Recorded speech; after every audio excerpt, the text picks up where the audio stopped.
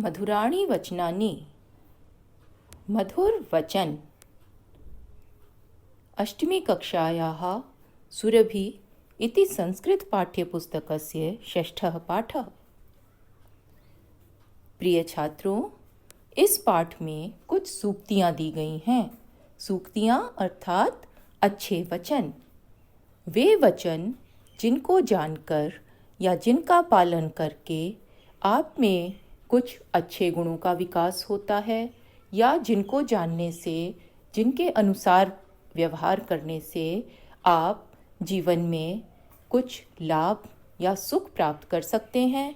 तो ऐसे अच्छे वचन ये संस्कृत की सूक्तियाँ हैं। तो इन सूक्तियों को पढ़कर जानें कि किस प्रकार हम इनसे लाभान्वित होंगे। आज के इस पाठ के लर्निंग आउटकम्स हैं कि इन सूक्तियों को पढ़कर आप उनका भाव स्पष्ट कर सकेंगे। सूक्ति बहुत छोटी होती है बच्चों, कुछ ही शब्दों का एक छोटा वाक्यांश होता है। तो उसको पढ़कर एक तो उसका अर्थ होता है जो उन सूक्ति के शब्दों का अर्थ होता है, और उस सूक्ति के उस छोटे से अर्थ में से एक भाव निकल कर आता है, यानी वो सूक्ति के शब्द क्या चीज़ समझाना चाहते हैं, ये उसका भाव है। तो आप सूक्तियों को पढ़कर उनका भावार्थ बता सकेंगे, भावार्थ लिख सकेंगे, और पाठ में आने वाले शब्दों लोचनम, गरीयसी, अनृतम, रिपु, आद्यम, वयः, धर्मव्रत, ये जो नए शब्द इन सूक्तियों में आए हैं, इनके आप अर्थ बता सकेंगे। इन शब्दों का आप आवश्यकता अनुसार अपनी भाषा में प्रयोग भी कर सकेंगे। तो ये आज के 2 लर्निंग आउटकम्स हैं जो इस वीडियो को देखकर, इस पाठ को पढ़कर आप कर सकेंगे। तो आओ सूक्तियाँ पढ़ें। पहली सूक्ति है विद्या ददाति विनयम। विद्या विनम्रता देती है। विनय यानी विनम्रता, पोलाइटनेस, किसी से शिष्टाचार पूर्वक व्यवहार करना, ये विनय या विनम्रता कहलाता है। तो भावार्थ है विद्या अर्थात ज्ञानम मनुष्याय विनम्रताम यच्छति। विद्या अर्थात ज्ञान मनुष्य को विनम्रता देता है। जनाः विद्यया नम्रताम प्राप्नुवन्ति। लोग विद्या से नम्रता प्राप्त करते हैं। अतः विद्याम प्राप्य अभिमानम मा कुरुत। विद्या को प्राप्त करके अभिमान या अहंकार, घमंड मत करो। तो विद्या पाकर जो घमंडी हो जाए वह तो अच्छा इंसान नहीं रहेगा। तो विद्या पाने से विनम्रता आती है। अक्सर देखा जाता है जो लोग बहुत विद्वान होते हैं वो उतने ही विनम्र भी होते हैं, उतना ही उनका बिहेवियर अच्छा होता है दूसरों के साथ। तो ये विद्वान की पहचान है। तो विद्या विनम्रता देती है। ये छोटी सी सूक्ति हमें ये बता रही है कि विद्या को प्राप्त करके हमें अहंकारी या अभिमानी नहीं हो जाना चाहिए। हमें विनम्र बने रहना चाहिए, लोगों से नम्रता से व्यवहार करना चाहिए। दूसरी सूक्ति है जननी जन्मभूमिश्च स्वर्गादपि गरीयसी। जननी, जननी यानी माँ, और जन्मभूमि मातृभूमि, जिस भूमि में हमने जन्म लिया है वह हमारा देश। माँ और मातृभूमि, जननी और जन्मभूमि, स्वर्गादपि गरीयसी। जन्मभूमि के बाद विसर्ग है और च है। जन्मभूमि ही प्लस च, नीचे इसका संधि विच्छेद दिया गया है। स्वर्गादपि, स्वर्गात प्लस अपि, स्वर्ग से भी। गरीयसी, गरीयसी माने श्रेष्ठ या महान। माँ और मातृभूमि स्वर्ग से भी महान है। भावार्थ जन्मभूमि ही माता इव अस्ति।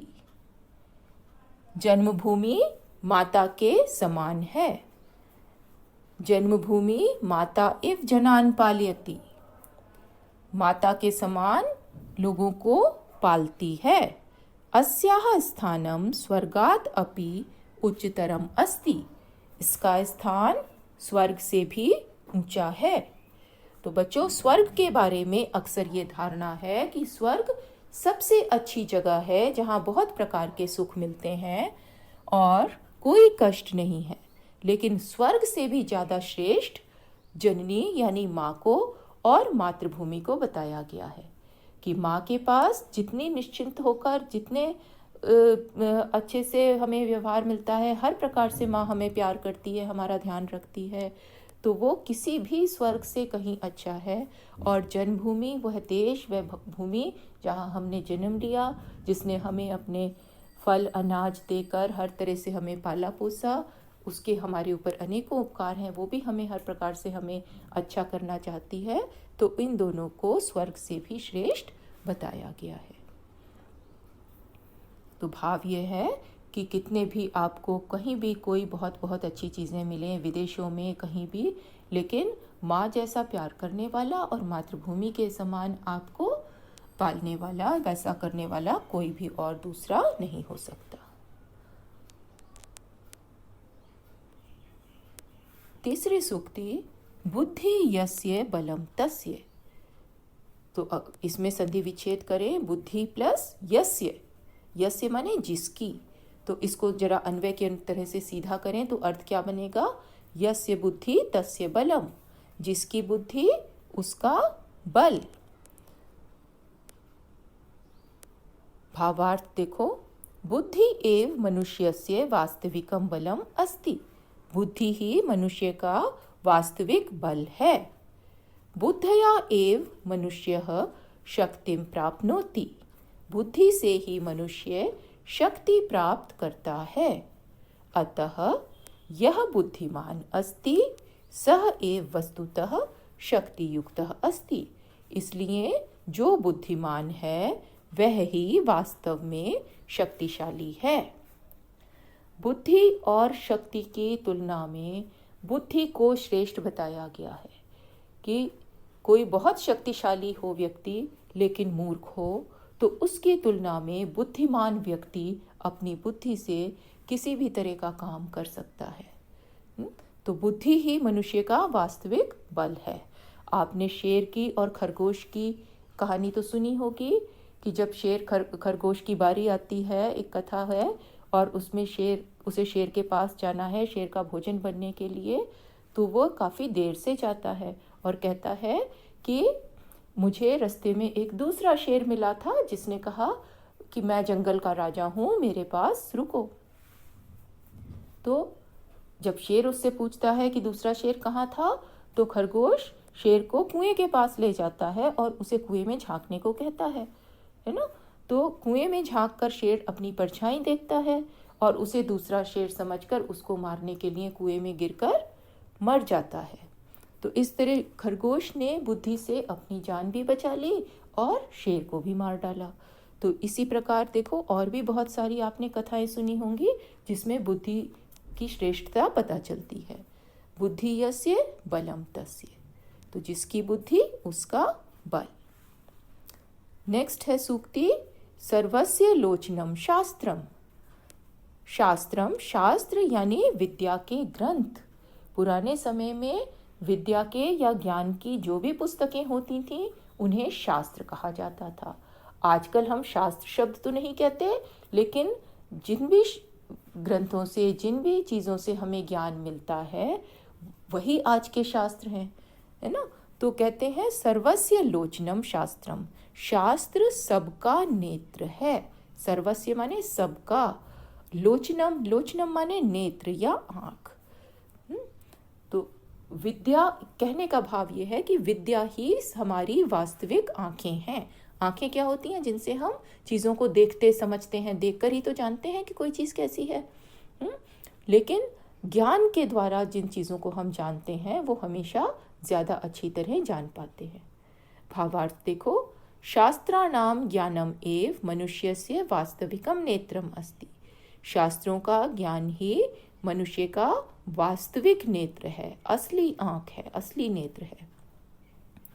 ज्ञान शक्त्या एव मानवस्य कार्याणि सिद्ध्यन्ति। ज्ञान की शक्ति से ही मनुष्य के कार्य पूरे होते हैं। अतः शास्त्राणाम ज्ञानम प्राप्तुम सदैव तत्परः भवेयुः। शास्त्रों का ज्ञान प्राप्त करने के लिए हमेशा तैयार रहना चाहिए। तो जब भी कभी ज्ञान प्राप्त करने को मिले तो हमेशा आगे बढ़कर उसे प्राप्त करना चाहिए। कभी भी उसमें पीछे हटना या आलस नहीं करना चाहिए, क्योंकि शास्त्र ही सबका नेत्र है।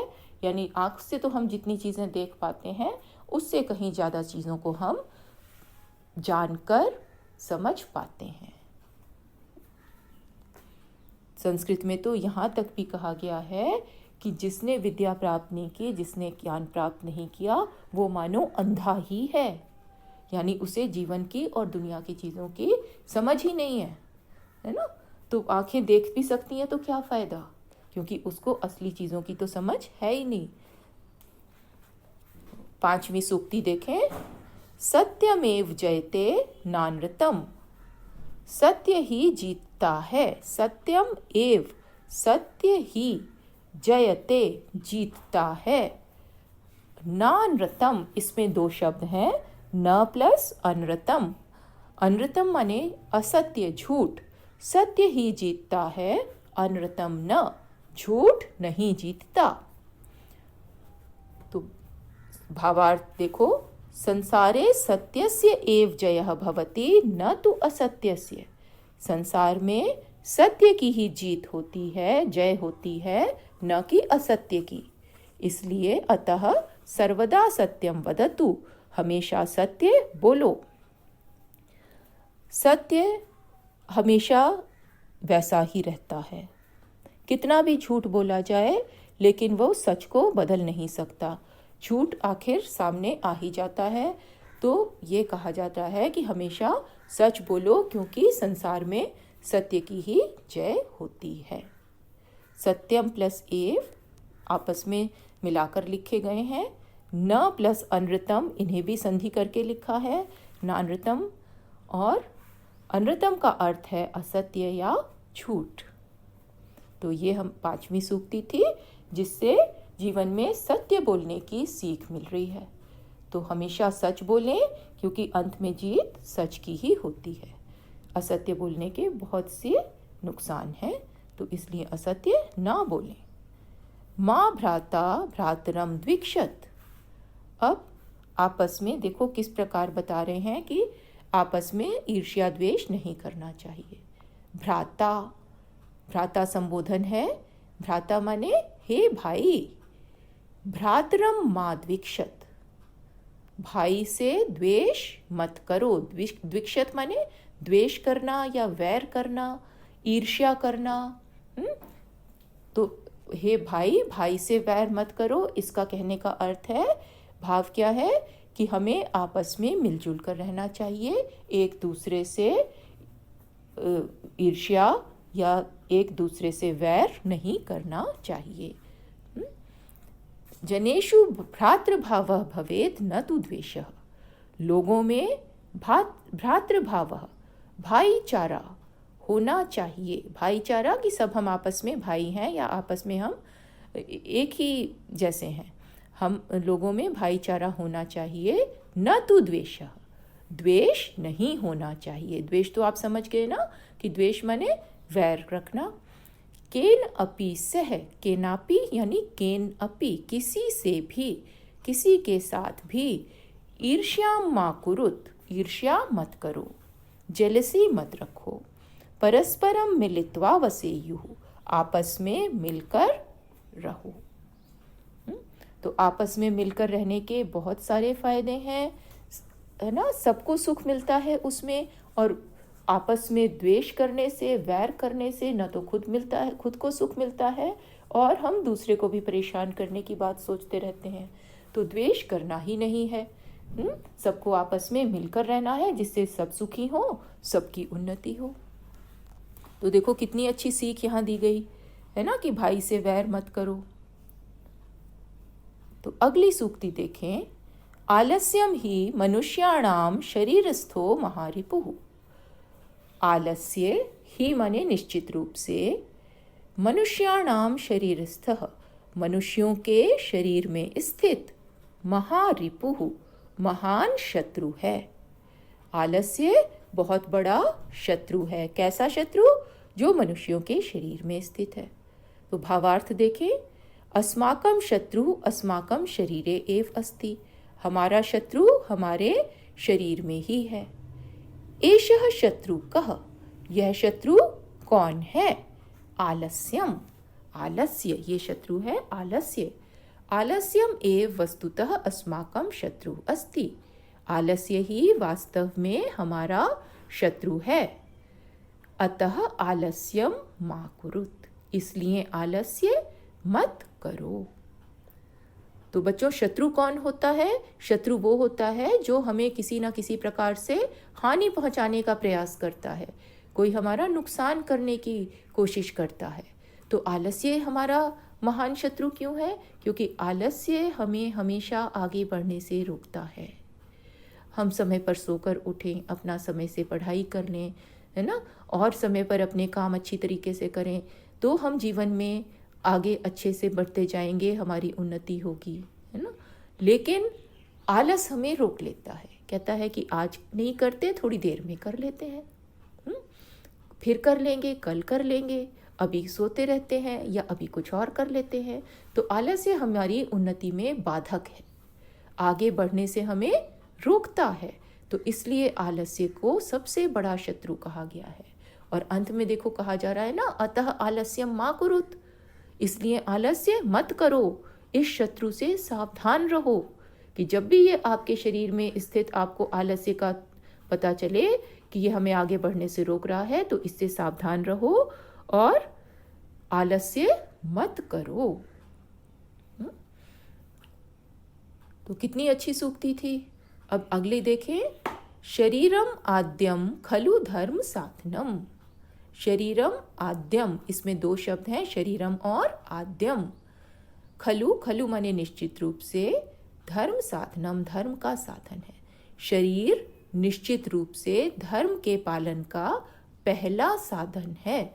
आद्यम, आद्यम माने प्रथम, आदि, आदि कहते हैं ना, आदि और अंत में, आदि पहले को कहते हैं, शुरू वाले को, उसी से बना शब्द है आद्यम।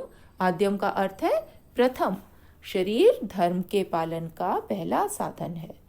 बच्चों, संस्कृत में धर्म का अर्थ है, धर्म पालन का अर्थ है अपने कर्तव्यों का पालन। ठीक है, कोई भगवान की पूजा का अर्थ संस्कृत के शब्दों में धर्म से नहीं आता। संस्कृत में धर्म का अर्थ है कि हमारा जो कर्तव्य है उसका हम ठीक तरह से पालन कर सके। तो आपने पढ़ा होगा धर्म शिक्षा में, नैतिक शिक्षा में, कि अलग अलग, सबके अलग अलग कर्तव्य होते हैं और वही उनके धर्म कहे जाते हैं। विद्यार्थी का धर्म है जैसे पढ़ना लिखना और विद्या प्राप्त करना। ठीक है, तो अलग अलग सबके धर्म हैं। तो ये सारे धर्म जो भी कर्तव्य हैं वो हम किसके द्वारा करते हैं? अपने शरीर के द्वारा। तो ये धर्म के पालन करने के लिए हमारे पास पहली चीज़ है कि हमारा शरीर से ही हम किसी भी काम को करते हैं। तो भावार्थ देखो। वयम सर्वाणि कार्याणि शरीरेण एव कुर्मः। हम सभी काम शरीर से के द्वारा ही करते हैं। शरीरम एव अस्माकं सर्वेषां कर्तव्यानां प्रमुखम साधनम अस्ति। शरीर ही हमारा सभी कर्तव्यों का पहला साधन है। साधन क्या होता है? कि जिसके द्वारा काम किया जाता है। जैसे कलम से लिखते हैं तो कलम साधन है। तो हम सभी काम किससे करते हैं? शरीर से करते हैं, तो शरीर साधन है। तो शरीर क्या है? हमारे सभी कर्तव्यों का प्रमुख साधन है। धर्मस्य पालनस्य साधनम अस्ति। धर्म के पालन का या अपने कर्तव्यों के करने का साधन है।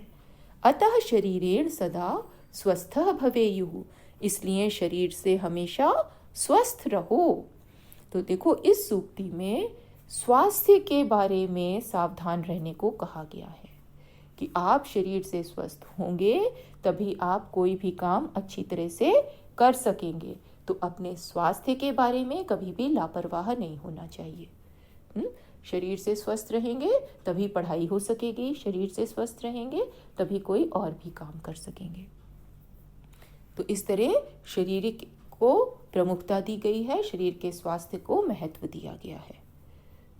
तो बच्चों, ये सूक्ति आपको समझ आ गई होगी कि शरीर धर्म के पालन का पहला साधन है, तो इसलिए हमेशा शरीर का ध्यान रखना चाहिए, स्वास्थ्य का ध्यान रखना चाहिए। तो अगली सूक्ति है, न धर्म वृद्धेषु वयः समीक्ष्यते। धर्म वृद्ध, इसका क्या अर्थ है? धर्म वृद्ध का अर्थ है धर्म में बढ़ा हुआ। वृद्ध कहते हैं बुजुर्ग को। बुजुर्ग कौन है? जो जिन एज ज़्यादा बढ़ जाती है उनकी। लेकिन धर्म वृद्ध का मतलब है धर्म में बढ़ा हुआ। अब धर्म का अर्थ आपने पीछे देखा कि धर्म का अर्थ हमारे कर्तव्यों से आता है ना? तो यहाँ धर्म वृद्ध का अर्थ भाव है कि ज्ञानी व्यक्ति या योग्य व्यक्ति, जिसमें कोई योग्यता हो, कोई गुण हो, कोई नॉलेज हो अच्छी, ऐसे व्यक्ति को धर्म वृद्ध कहा जा रहा है। धर्म वृद्धेषु, ज्ञानी व योग्य व्यक्तियों में वयः न समीक्ष्यते।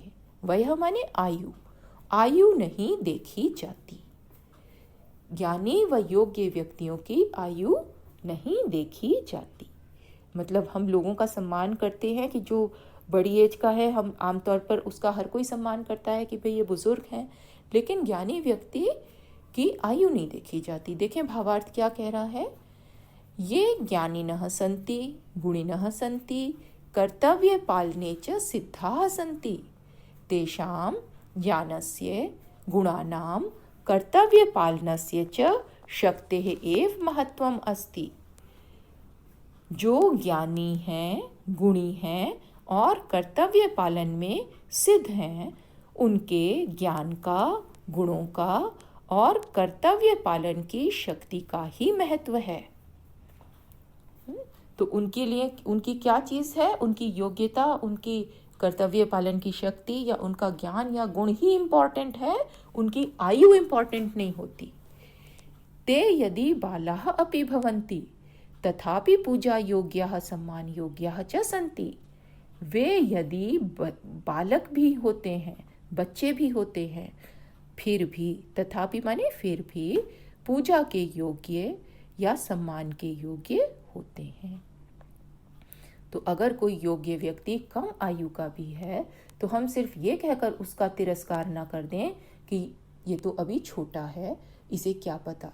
अगर उसे ज़्यादा कोई अच्छी नॉलेज है, कोई योग्यता है, उसमें कोई गुण है, तो उसकी उस योग्यता या गुण का सम्मान होना चाहिए। हमें उससे भी उसकी उस चीज़ को महत्व देना चाहिए, उसका आदर करना चाहिए।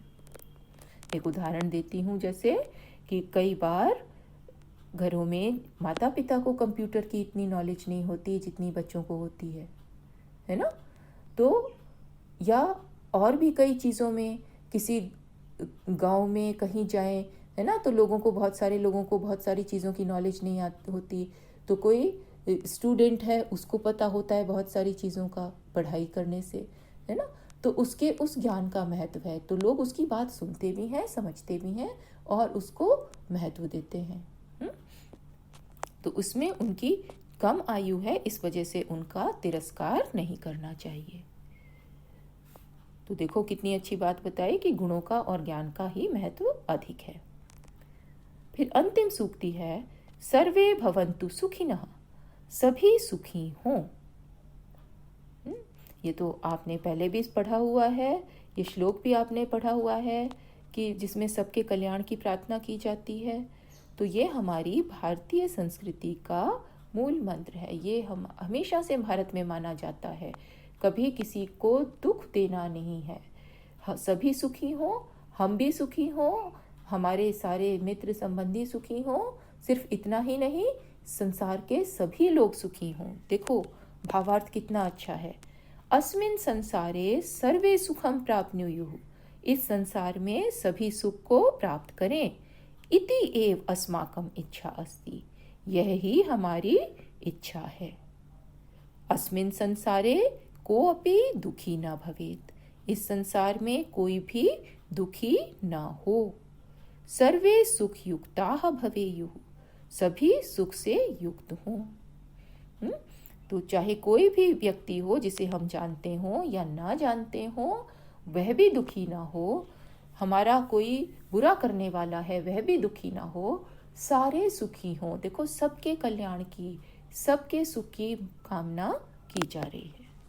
तो कितनी अच्छी बात है, सब लोग सुखी होंगे तो कितना अच्छा संसार बनेगा, कितना अच्छा समाज होगा। तो बच्चों, ये सूक्तियाँ अभी आपने पढ़ी, इनके भावार्थ समझे और जो इनमें कठिन शब्द आ रहे हैं उनके अर्थ भी समझे। अब देखो कैसे प्रश्न आपको पूछा जा सकता है कि अधोलिखित सूक्तयोः भावार्थे रिक्त स्थानानि पूरयत। नीचे दी गई सूक्तियों के भावार्थ में रिक्त स्थानों को पूरा करो। भावार्थ आपने समझा सभी सूक्तियों का। अब ये भावार्थ आपको रिक्त स्थान के द्वारा पूरा करना है। तो सूक्ति दी है, उसके नीचे उसका भावार्थ दिया है और सबसे अंत में ब्रैकेट में कुछ शब्द दिए हैं। उन शब्दों को लेकर इन सूक्तियों में भावार्थ में दिए गए रिक्त स्थानों को पूरा करना है। तो पहला है सर्वस्य लोचनम शास्त्रम। आपने पढ़ी है ना अभी ये सूक्ति कि शास्त्र सबका नेत्र है। शास्त्र यानी विद्या के ग्रंथ, है ना। और इसका भावार्थ दिया है, शास्त्राणाम ज्ञानम एव, फिर रिक्त स्थान है, वास्तविकम नेत्रम अस्ति, असली नेत्र है, ज्ञान शक्त्या एव मानवस्य कार्याणि सिद्ध्यन्ति, अतः शास्त्राणाम डैश प्राप्तुम सदैव तत्परः भवेयुः। अब इसमें देखना है इन दोनों रिक्त स्थानों में नीचे से कौन से शब्द आ सकते हैं। तो इसी प्रकार दूसरी सूक्ति है सर्वे भवन्तु सुखिनः, सभी सुखी हों, है ना। और जो भावार्थ आपने पढ़ा था ये वैसा ही भावार्थ यहाँ दिया गया है। अस्मिन् संसारे सर्वे डैश प्राप्नुयुः। पता चल रहा है ना क्या कहना चाहते हैं, इस संसार में सभी प्राप्त करें। क्या प्राप्त करें? सुखम प्राप्नुयुः इति एव अस्माकम इच्छा अस्ति, यही ही हमारी इच्छा है। अस्मिन् संसारे कोऽपि, इस संसार में कोई भी दुखी ना हो, तो बीच में दुखी आ जाएगा दूसरे ब्लैंक में। सर्वे सुख युक्ताः भवेयुः, सभी सुखी हों। तो इसी प्रकार दो शब्द यहाँ आ गए और बाकी दोनों शब्द ज्ञानम और मनुष्यस्य ये ऊपर वाली सूक्ति के भावार्थ में आ जाएंगे। तो शास्त्राणाम ज्ञानम एव मनुष्यस्य वास्तविकम नेत्रम अस्ति, इस तरह वाक्य पूरा होगा, है ना। और शास्त्राणाम ज्ञानम प्राप्तुम सदैव तत्परः भवेयुः, ज्ञानम दूसरे ब्लैंक में आ जाएगा। तो बच्चों, इस प्रकार सूक्तियों का अर्थ जानकर उनके भावार्थ में आप इन्हें पूरा करके भावार्थ लिख सकते हैं।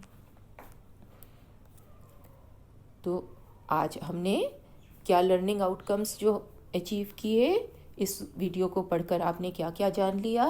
अब आप सूक्तियों को पढ़कर उनका भाव स्पष्ट कर सकेंगे और सूक्तियों में या इस पाठ में आने वाले शब्दों लोचनम, गरीयसी, अनृतम, रिपु, आद्यम, वयः, धर्मवृत्त आदि के अर्थ भी बता सकेंगे।